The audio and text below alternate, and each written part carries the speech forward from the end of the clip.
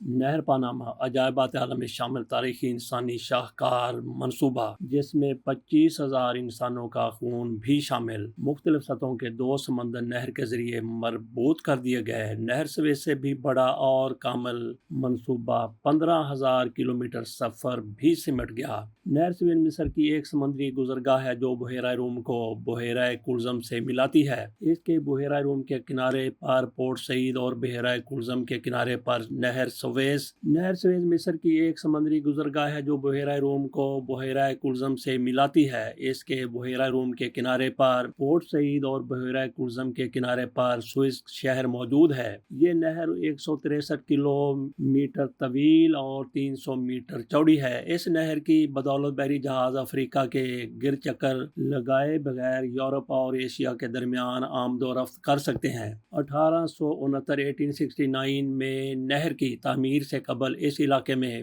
بحری جہاز ایک جانب سامان اتارتے تھے اور بحیرہ کلزم تک اسے بذریعہ سڑک لے جایا جاتا تھا۔ 1869 میں اس نہر کے کھل جانے سے انگلینڈ سے ہندوستان کا بحری فاصلہ نہ صرف 4,000 میل گھٹ گیا بلکہ مونسون پر انحصار بھی کم ہو گیا۔ پہلے اس نہر پر برطانیہ، امریکہ اور فرانس کا قبضہ تھا، مگر جمال عبد الناصر نے اس نہر کو قومی ملکیت میں لے لیا، جس پر برطانیہ، امریکہ اور اسرائیل نے مصر سے جنگ چھیڑ دی تھی۔ سوئس واحد راستہ نہیں جو دنیا کے سمندروں کو آپس میں ملا کر بحری جہازوں کے لیے وقت اور ایندھن کی بچت کو ممکن بناتا ہے، بلکہ وسطی امریکہ میں نہر پاناما بحر الکاہل اور بحر اوقیانوس کو آپس میں ملاتی ہے۔ نہر پاناما میں عالمی تجارت کا 5 سے 6% ہر سال گزرتا ہے۔ یہ نہر اتنی اہمیت کی حامل تجارتی راستے پر واقع ہے کہ تجارتی بحری جہازوں کو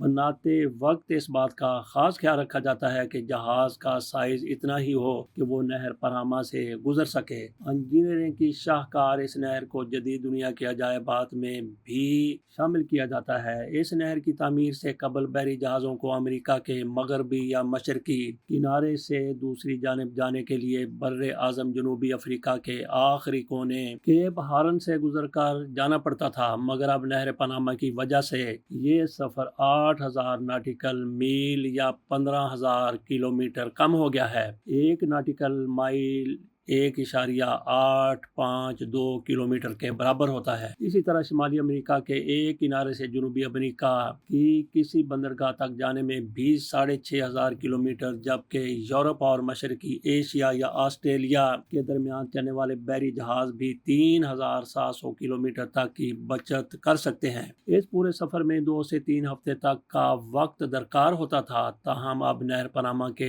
ایک کنارے سے دوسرے کنارے تک صرف 10 گھنٹے میں پہنچا جا سکتا ہے۔ آپ سوچ رہے ہوں گے کہ نہر سوئز بھی تو 2 سمندروں کو آپس میں ملاتی ہے، تو پھر نہر پاناما کی اتنی زیادہ پذیرائی اور تعریف کیوں؟ تو جناب جواب یہ ہے کہ نہر سوئز جن 2 سمندروں کو آپس میں ملاتی ہے ان میں پانی کی سطح تقریباً برابر ہے، اس لیے یہاں سے گزرنے کے لیے بحری جہازوں کو صرف اس میں داخل ہونا ہوتا ہے۔ اس کے علاوہ نہر سوئز کی چوڑائی 205 سے لے کے 225 میٹر تک ہے، مگر نہر پاناما کا معاملہ اتنا سادہ اور سیدھا نہیں ہے۔ اس کی تعمیر کے لیے مطلوبہ کھدائی کو کم رکھنے کے لیے ایک مصنوعی جھیل بنائی گئی ہے جو سطح سمندر سے 85 فٹ بلند ہے۔ ایک دفعہ پھر نوٹ کیجئے کہ سطح سمندر سے یہ جھیل 85 فٹ بلند ہے، تو کیسے جہاز اس میں داخل ہوتے ہوں گے، کیسے نکلتے ہوں گے؟ جب بھی کوئی بحری جہاز نہر پاناما کو پار کرنا چاہتا ہے تو یہ سب سے پہلے لاک کہلانے والے ایک چیمبر میں داخل ہوتا ہے۔ پھر اس چیمبر میں پانی کی مقدار بڑھنے لگتی ہے، یہاں تک کہ یہ اپنے سے زیادہ بلندی پر موجود دوسرے چیمبر کے برابر پہنچ جاتا ہے۔ اس موقع پر جہاز کے لیے دوسرے چیمبر کے دروازے کھول دیے جاتے ہیں اور یہ اگلے چیمبر میں داخل ہو جاتا ہے۔ اس کے بعد اگلے چیمبر میں پانی کی مقدار بڑھنے لگتی ہے اور پھر یہ بحری جہاز 85 فٹ بلند گتون جھیل میں داخل ہو جاتا ہے۔ اس وقت یہ جہاز اس جھیل کو پار کرتا ہے اور دوسری جانب موجود لاکس تک پہنچتا ہے، جہاں اسے چیمبر میں داخل کر کے پانی کی مقدار کم کی جاتی ہے۔ 3 مرحلوں پر مشتمل اس اترائی کے عمل سے گزرنے کے بعد جہاز دوسری جانب موجود سمندر کی سطح کے برابر پہنچ جاتا ہے۔ فرانس کا پاناما اسکینڈل بھی ملاحظہ کیجیے۔ 1881 میں فرانسیسی سفارتکار فرڈینینڈ ڈی لیسیپس نے اس نہر کی تیاری پر کام شروع کیا۔ یہ وہی شخص تھے جنہوں نے نہر سوئز کے منصوبے کو پایۂ تکمیل تک پہنچایا تھا، جسے 1869 میں کھولا گیا تھا۔ چنانچہ ان سے لوگوں کی بڑی امیدیں وابستہ تھی اور لاکھوں لوگوں نے اس پر سرمایہ کاری بھی کی تھی۔ نالوں اور جھیلوں کے موجودہ ڈیزائن کا ہو بہو ایک ڈیزائن اس وقت بھی پیش کیا گیا تھا، مگر اسے مسترد کر دیا گیا۔ فرڈینینڈ نے نہر سوئز کی طرز پر ہی یہ نہر بنانے کی کوشش کی، مگر یہی وہ تاریخی غلطی تھی جس کی وجہ سے فرانس یہ اعزاز اپنے نام نہیں کر سکا۔ وسطی امریکہ کے جنگلات، دریاؤں اور پہاڑوں سے اس نہر کی کھدائی اتنا آسان کام نہیں تھا۔ کچھ ہی سال بعد 1889 میں فرانس کو اس پر کام کرنا بند کرنا پڑا، کیونکہ ہر ماہ 200 کے قریب کارکن زرد بخار اور ملیریا جیسی بیماریوں اور حادثات میں ہلاک ہو رہے تھے، جبکہ بے پناہ اخراجات کے باوجود یہ منصوبہ مکمل ہوتا ہوا دکھائی نہیں دے رہا تھا۔ جب اس پر کام بند کیا گیا تو فرڈینینڈ کو فنڈز میں خرد برد کے مقدمے کا سامنا بھی کرنا پڑا۔ اس کے بعد اس پر ایک اور فرانسیسی کمپنی کچھ کام کرتی رہی، یہاں تک کہ 1904 میں امریکہ نے یہاں موجود سامان خرید کر اسی منصوبے کو اپنا لیا۔ فرانس کو اس میں بھاری نقصان اٹھانا پڑا۔ امریکی صدر روزویلٹ اس منصوبے کو امریکہ کے لیے بطور عالمی طاقت بہت اہم تصور کرتے تھے، چنانچہ انہوں نے کانگریس پر بہت دباؤ ڈالا کہ وہ فرانس سے اس منصوبے کے حقوق حاصل کر لے، خرید لے۔ امریکہ کے وزیر خارجہ جان بے اور کولمبیا کے ناظم الامور تھامس ہیرن کے درمیان نہر پاناما کی زمین امریکہ کو لیز پر دیے جانے کے لیے معاہدہ طے پایا، تاہم کولمبیا کی پارلیمان سے اسے منظوری نہ مل سکی۔ پاناما اس وقت کولمبیا کا حصہ تھا اور وہاں لوگوں میں علیحدگی پسند جذبات موجود تھے، چنانچہ امریکہ نے ان کا استعمال کرتے ہوئے پاناما کی آزادی کی حمایت کی، باغیوں کی مدد کی اور پاناما کو خود مختار ملک تسلیم کرنے والا دنیا کا پہلا ملک بن گیا۔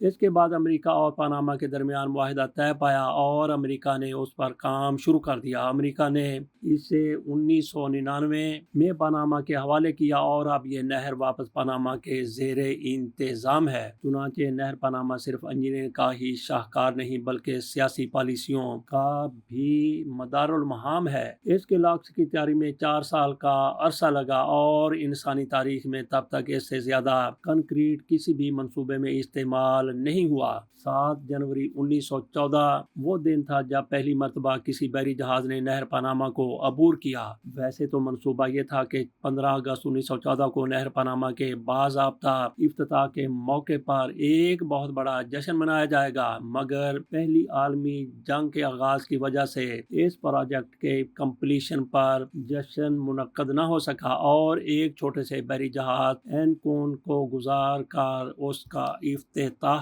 کیا گیا۔ نہر پاناما کی تعمیر میں 25,000 سے زیادہ لوگوں کی جانیں گئیں، جن میں سے 22,000 کے قریب افراد فرانسیسی دور تعمیر میں ہلاک ہوئے۔ مالی سال 2020 میں نہر پاناما کو چھوٹے بڑے 13,369 جہازوں اور کشتیوں نے عبور کیا، جن میں سے 12,245 وہ تجارتی جہاز تھے جو ایک سمندر سے دوسرے سمندر تک جا رہے تھے۔ اس پورے سال میں نہر پاناما کو ٹول ٹیکس کی مد میں 2.67 ارب ڈالر حاصل ہوئے۔ نہر پاناما کے ذریعے ہر طرح کے سامان کی آمد و رفت ہوتی ہے، تاہم اجناس، کوئلہ، خوردنی تیل، کیمیکلز، زرعی پیداوار اور معدنیات سر فہرست ہیں۔ امریکہ دنیا کا سب سے بڑا درآمد کنندہ ملک اور چین دنیا کا سب سے بڑا برآمد کرنے والا ملک ہے، اس لیے یہ دونوں ممالک سامان کی ترسیل کے اعتبار سے سر فہرست ہیں۔ نہر پاناما کی بقا کا انحصار تازہ پانی کی مسلسل فراہمی پر ہے، مگر گزشتہ چند برسوں میں بارشوں میں ہونے والی کمی کے